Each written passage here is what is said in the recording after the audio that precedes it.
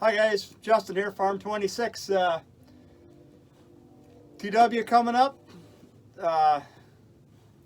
9600, 4640. Hope you enjoy. I'm just going to show you here. So when you pump your little service pump, that should dance like that. That's how you know you got no more air left in there. And we're back to it. We got filters full. We just throw our top screws or our bleed offs in.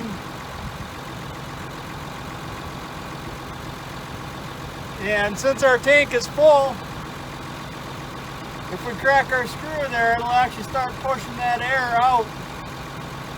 We do her first.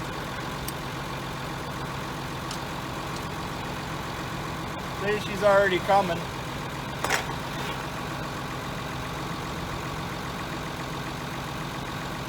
Got a little drip, there comes the air. No pump needed. If your check valves are perfectly tight, it won't go as quick as that normally, but that's an old service pump. I mean, we'll probably end up changing them sometime throughout the year. We'll run them till they don't though. Just about there. Couple more air bubbles.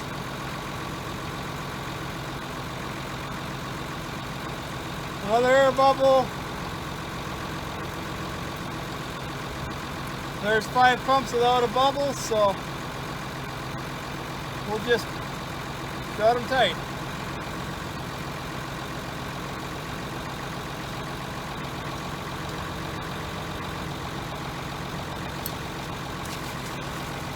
And I'll bump the throttle and put them in cold start mode, and we'll give you another cold start.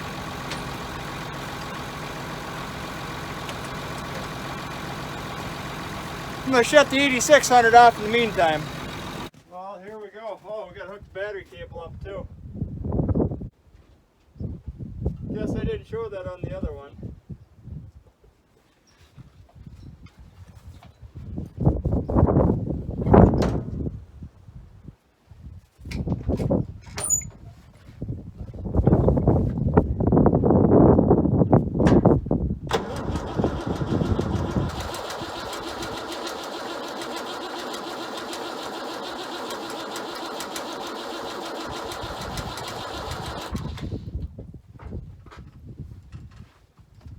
Guess she gets a bit of sniff of ether too. She got some black blowing, so.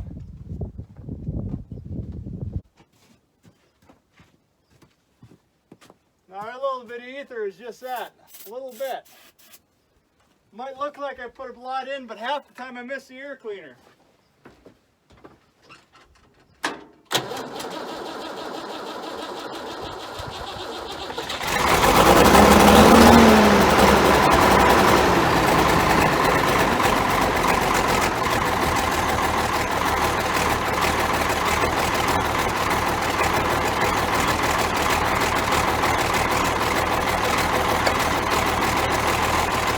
Man, I do like that 9600, just listen to that sound.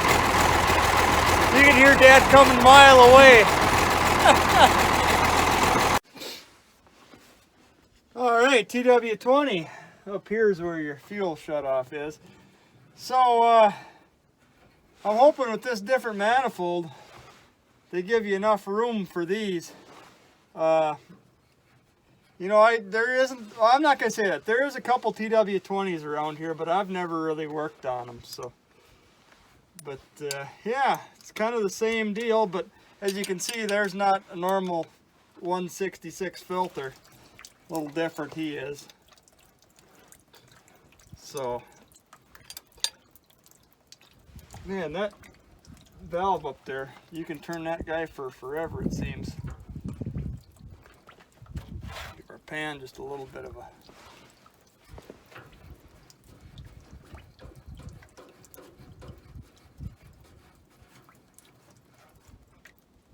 there. I was about ready to just say forget it, and yeah, forget it and let's just deal with it later. be fast, but she did shut. That is our filter we got to change. I wouldn't normally go through them, but I can see there's a bunch of crud in the bottom of them. We're here, we might as well get them clean. And our bleed isn't half. It's 9/16, I'll be right back. And it's not 9/16 either. Well, that puppy's metric. I gotta go get John Deere tools. Alright, so isn't that interesting? We got an 11/16, which is pretty odd sized for a bolt. We got a 16 millimeter. We got halves to pull the filters. This is what I mean. It's just this half and half is just ridiculous. I don't care if it's metric and I don't care if it's SAE, but boy, they should really pick one. Wonder how cheesy this looks underneath. And you know, that's not bad. I've seen them a whole lot worse. I mean, he needs a clean, but that's pretty standard. Pretty standard. This guy's no big deal. 10s use these. And I do have it. I think it's a really early 10 because if I remember right, he's there is no metric in him that I do a bit of work with.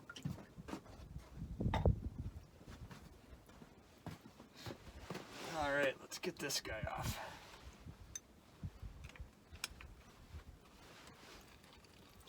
If he's too bad, we're gonna run to the shop and take care of him.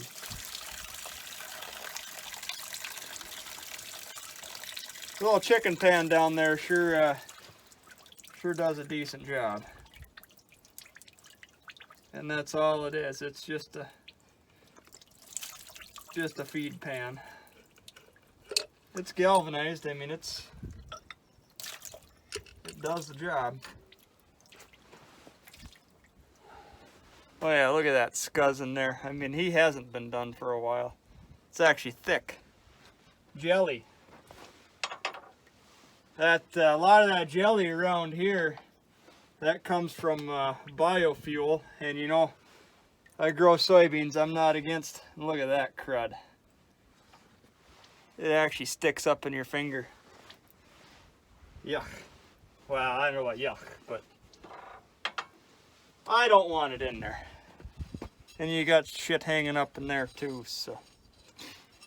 Well, a bit of brake clean, we'll get them cleaned up and back together, but yeah, this is where I said I'd need that set of rings for this side. So there you go, Muck, if you're watching. I'm saving my O-rings. I don't care what you say. No, I replace them all. It's just, yeah, sometimes you just gotta. It doesn't pay for me to go buy them. Put it to you that way. You always got an extra one in the set. I used to always just throw them away. Well, I saved them for the longest time, and then I kind of went, why am I saving these? I got this stack. I've never once had filters not come with them. So don't get me wrong, I see his point. If you're saving those O-rings just to be cheap, it's pointless. But if you actually got a good reason to be saving them, and that's that water separator. And that's the only reason why I'm going to keep 3 of them on hand. And that's all I'm going to keep, is 3 of them on hand.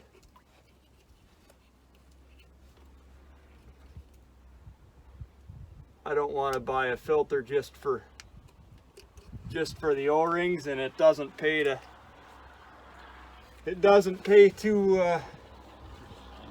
run to Ford to go get them, or it isn't even Ford anymore, New Holland. There you go, a nice clean out. It actually isn't too bad up top. It's this dang water separator that's so bad. Matter of fact, I'm halfway debating on running him over to the shop real quick. It's only a mile down the road. We'll see how he cleans up. If he cleans up all right, just with hand. Actually, I got a wire brush in the shop. I'm gonna grab that real quick. Well, there you go. It's just my welding brush, but I think it'll do just fine for what I need here. If I can get that crap loosened up, I think a little brake clean will be just fine on them.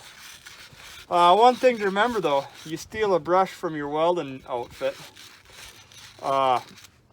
leftover fuel and even brake clean, granted brake clean evaporates away, but you're going to want to make sure that he's clean before you go back to him welding. Oh yeah, that turned out real nice. I mean, that's not spotless, but it's good enough to serve what we need. Get all the crap out of him. Man, I think this is the most brake clean I've used in a fuel servicing. But my biggest deal is I don't have a Stanisol tank over here. I just got at the shop and that's it. Oh, I gotta grab a rag. Well, there you go. I spent a few minutes there just cleaning stuff up, them bowls and whatnot.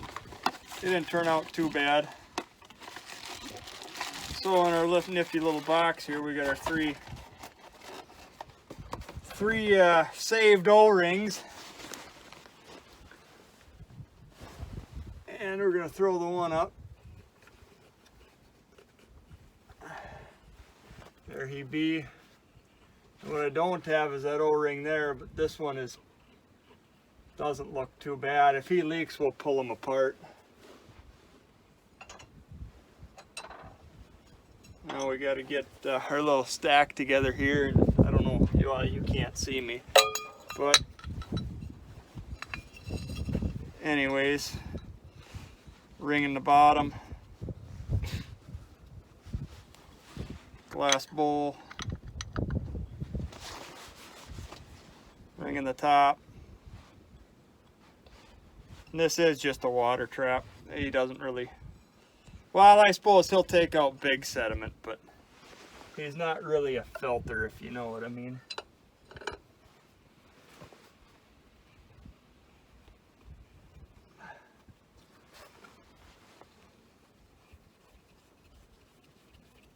And there we go.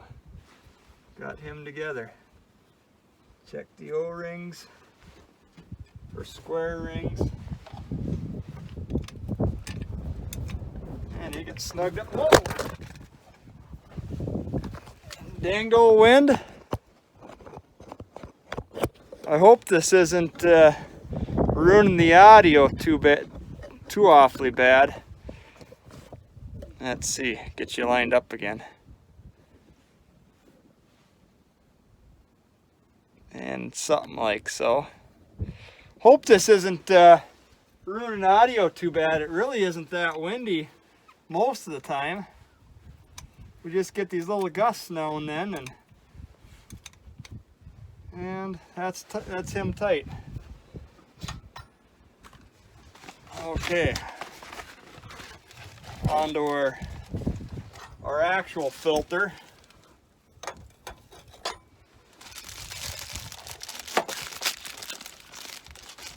Boy, it did pick up though in the last little bit. I wouldn't say screaming, but that's the second time I've picked up a box. I'll throw our O-ring up. That's all been cleaned out up there. Replace this O-ring because we do have him. And if that water separator, if he goes to leaking at all, we're gonna pull him. Boy, and here I'm gonna leave you hanging. The suspense kills. But hope you guys enjoyed. Got more to come. Thanks for watching. Hope you enjoyed. Share me with a friend, and we'll catch you next time.